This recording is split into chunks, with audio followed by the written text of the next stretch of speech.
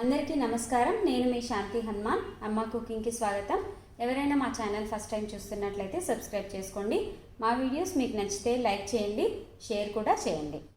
ఇవాళ నేను చూపించబోయే రెసిపీ ఏంటంటే పుదీనా రైస్ అండి. పుదీనా నుంచి వచ్చే ఆ ఫ్రేగ్రెన్స్ వేరే దేని నుంచి అంత మంచిగా రాదేమో అని నాకు అనిపిస్తుంది. అది కొద్దిగా ఆయిల్లో వేయంగానే మన ఇల్లంతా చాలా మంచి స్మెల్ వచ్చేస్తుంది. చాలా బాగా అనిపిస్తుంది కదా. మరి ఆ పుదీనా వాడి నేను ఈరోజు రైస్ చేయబోతున్నాను. మరి పుదీనా రైస్ చేయడానికి ఏమేం కావాలో ఎలా చేయాలో చూసేద్దామా.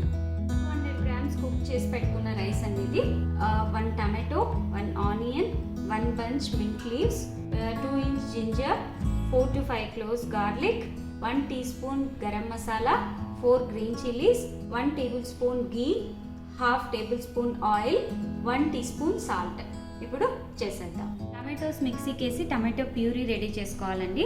మింట్ లీవ్స్, గార్లిక్, జింజర్ కలిపి పేస్ట్ లాగా చేసుకోవాలి. అన్ని రెడీ చేసేస్తాను అండి. Mint, ginger, garlic paste ready అయిపోయింది. టమాటో ప్యూరీ రెడీ అయిపోయింది. ఇప్పుడు నెక్స్ట్ ప్రాసెస్ స్టార్ట్ చేద్దాం.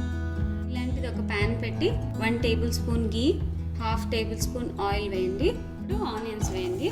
ఇప్పుడు గ్రీన్ చిల్లీస్, ఈ రెండు బాగా ఫ్రై చేయండి. సాల్ట్ వేసేద్దాం. సాల్ట్ వేయటం వల్ల మనకు ఆనియన్స్ త్వరగా ఫ్రై అవుతాయి. ఆనియన్స్ ఫ్రై అయిపోయాయి. ఇప్పుడు మింట్ పేస్ట్ వేద్దాము, టమాటో ప్యూరీ వేద్దాం. బాగా మిక్స్ చేసి ఒక 2 minutes ఇలాగే కుక్ చేయండి. ఇప్పుడు గరం మసాలా వేయండి.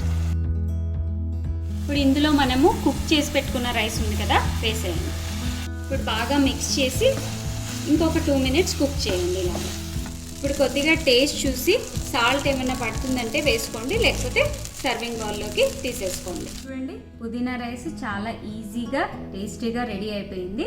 మామూలుగా మనం ఏదైనా ఫ్రైడ్ రైస్ కానీ ఏదైనా రైస్ ఐటమ్స్లోకి రైతా లేదా కర్డ్తో తింటుంటాం, కానీ ఇది ఉత్తగా తింటేనే చాలా బాగుందండి.